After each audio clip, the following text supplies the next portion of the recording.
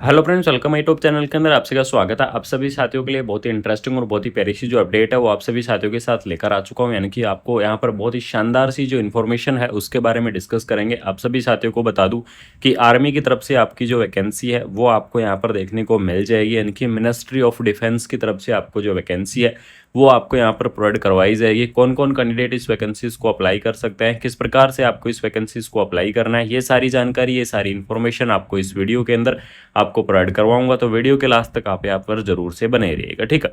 इसके अंदर देख लीजिएगा, सबसे पहले बात कर लेता हूँ। आपको यहाँ पर पोस्ट का नेम दे दिया गया है, मिनिमम क्वालिफिकेशंस आपको दे दी गई है और आपको यहाँ पर सैलरी भी आपको प्रोवाइड करवा दी गई है। इसके अंदर देख लीजिएगा, बात करेंगे मेडिकल ऑफिसर की इस पोस्ट को एमबीबीएस वाले जो कैंडिडेट हैं वो इस वैकेंसीज को अप्लाई कर पाएंगे। यानी कि जिन्होंने एमबीबीएस कर रखा है वो कैंडिडेट इस वैकेंसीज को क्या करेंगे, अप्लाई करेंगे। 95,000 पर मंथ आपको जो सैलरी है वो सैलरी आपको यहाँ पर देखने को मिल जाएगी। इसके अलावा यहाँ पर देख लीजिएगा, डेंटल ऑफिसर की आपको पोस्ट दे दी गई है। डेंटल ऑफिसर की इस पोस्ट के अंदर बीडीएस वाले कैंडिडेट यहाँ पर क्या रहेंगे, एलिजिबल्स रहेंगे।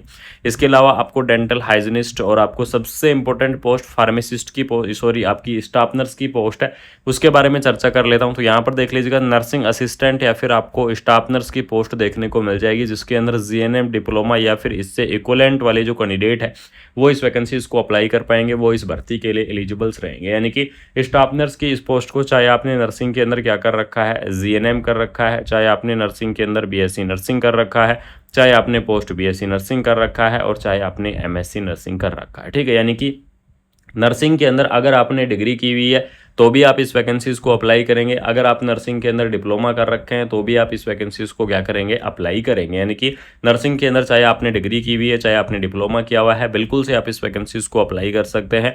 स्टाफ नर्स की इस पोस्ट के लिए आप यहाँ पर एलिजिबल्स रहेंगे। इसके अलावा आपको डेंटल हाइजीनिस्ट की जो पोस्ट है वो आपको देखने को मिल जाएगी। फार्मासिस्ट की आपकी पोस्ट दी गई है। फार्मासिस्ट की इस पोस्ट के अंदर देख लीजिएगा, डिप्लोमा इन द फार्मेसी, यानी कि फार्मेसी के अंदर आपके पास क्या होना चाहिए, डिप्लोमा होना चाहिए। वो कैंडिडेट क्या करेंगे, इस वैकेंसीज को अप्लाई करेंगे। चाहे आपने नर्सिंग के अंदर क्या कर रखा है, डिग्री की हुई है, या फिर आपने नर्सिंग के अंदर क्या किया हुआ है, डिप्लोमा किया हुआ है, ठीक है।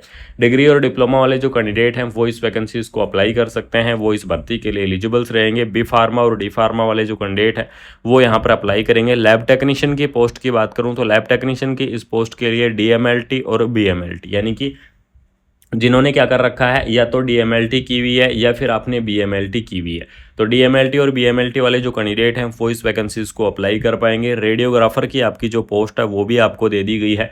रेडियोग्राफर की इस पोस्ट के अंदर चाहे आपने डिग्री या डिप्लोमा कर रखा है रेडियोग्राफी के अंदर, तो बिल्कुल से आप इस वैकेंसीज के लिए एलिजिबल्स रहेंगे। इस पोस्ट को आप यहाँ पर अप्लाई कर पाएंगे। इसके अलावा यहाँ पर देख लीजिएगा, डाटा एंट्री ऑपरेटर, ड्राइवर की पोस्ट, पियोन की पोस्ट और भी आपको काफ़ी सारी अलग अलग जो पोस्ट है वो आपको यहाँ पर प्रोवाइड करवाई गई हैं। सभी पोस्टों के बारे में डिटेल में मैं आपको यहाँ पर बता चुका हूँ कि आपको इसके अंदर देख लीजिएगा, पियोन के लिए 8th क्लास वाले, यानी कि जिन्होंने 8th क्लास कर रखी है वो कैंडिडेट भी क्या करेंगे, इस वैकेंसीज के लिए एलिजिबल्स रहेंगे।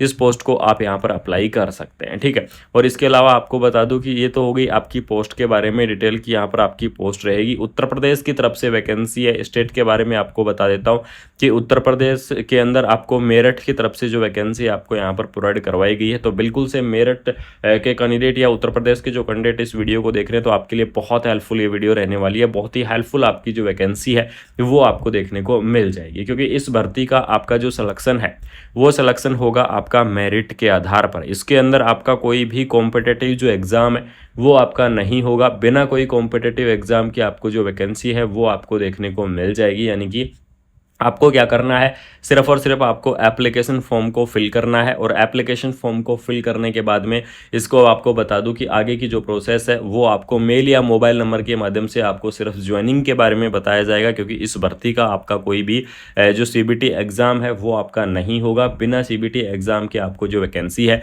वो आपको यहाँ पर देखने को मिल जाएगी। और इसके अंदर आपको बता दूँ कि एप्लीकेशन फॉर्म आपके ऑफलाइन भरे जाएंगे, इस चीज़ को बिल्कुल से ध्यान में रखना।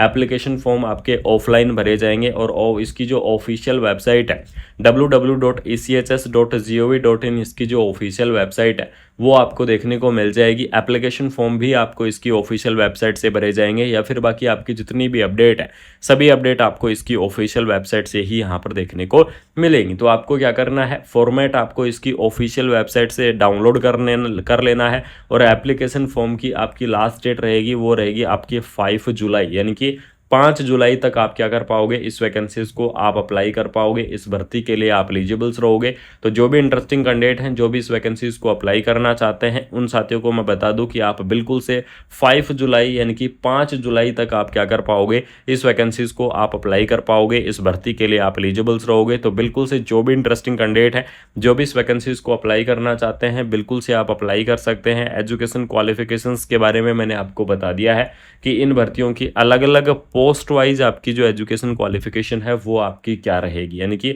अलग अलग पोस्ट की आपकी अलग अलग एजुकेशन क्वालिफिकेशंस आपको यहाँ पर देखने को मिल जाएगी। और आपको आर्मी की तरफ से बहुत ही शानदार सी वैकेंसी आपके लिए रिलीज कर दी गई है, बहुत ही धमाकेदार सी जो पोस्ट है वो आप सभी साथियों के लिए यहाँ पर क्या कर दी गई है, रिलीज आपकी कर दी गई है। तो इसके अंदर देख लीजिएगा, आपको मिनिस्ट्री ऑफ डिफेंस यानी कि आर्मी की तरफ से मेरिट के आधार पर ऑफलाइन आपका एप्लीकेशन फॉर्म का प्रोसेस रहेगा। इसके अंदर एज लिमिट के बारे में आपको बता देता हूँ कि इस भर्ती की आपकी एज लिमिट क्या रहेगी, यानी कि मिनिमम एज लिमिट की बात करूँ तो 18 ईयर 18 ईयर आपको जो मिनिमम एज लिमिट है वो आपको देखने को मिल जाएगी। और मैक्सिमम एज लिमिट रहेगी आपकी 35 ईयर। 18 से 35 ईयर तक के जो कैंडिडेट है तो वो इस वैकेंसीज को अप्लाई कर पाएंगे, वो इस भर्ती के लिए एलिजिबल्स रहेंगे। इसके अलावा अगर आपको मैं बता दूं, ये तो हो गई आपकी एज लिमिट। इसके अलावा आपको एज का रिलैक्सेशन है वो भी आपको देखने को मिलेगा, जो कि आपका गवर्नमेंट रूल के हिसाब से एज का रिलैक्सेशन होता है। जैसे कि ओबीसी कैटेगरी की बात करूं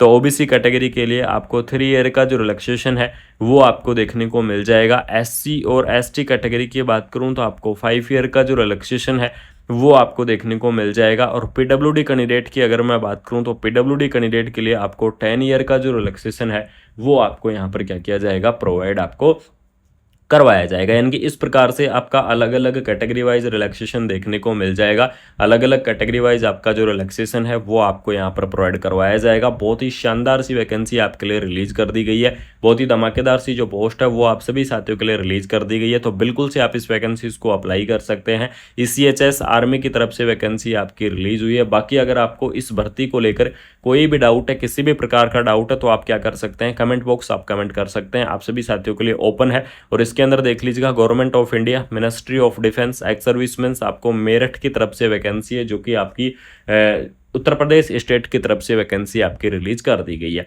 अगर किसी कैंडिडेट को कोई भी डाउट है, अगर आप उत्तर प्रदेश से इस वीडियो को देख रहे हैं, तो फटाफट से एक बार आप बहुत ही प्यारा सा कमेंट बिल्कुल से छोड़ सकते हैं कमेंट बॉक्स के अंदर। और कोई भी डाउट है तो नीचे डिस्क्रिप्शन के अंदर टेलीग्राम और व्हाट्सएप ग्रुप दोनों के आपको लिंक दिए गए हैं, जाके आप क्या कर सकते हैं, ज्वाइन कर सकते हैं। यानी कि दोनों को आप ज्वाइन कर लो, वहां पर आपको कंटिन्यू अपडेट मिलती रहती है, कंटिन्यू आपको इन्फॉर्मेशन मिलती रहती है। Thank you so much. जय हिंद, जय भारत। इंटरेस्टिंग और बहुत ही प्यारी सी जो अपडेट है वो आप सभी साथियों के साथ लेकर आ चुका हूँ, यानी कि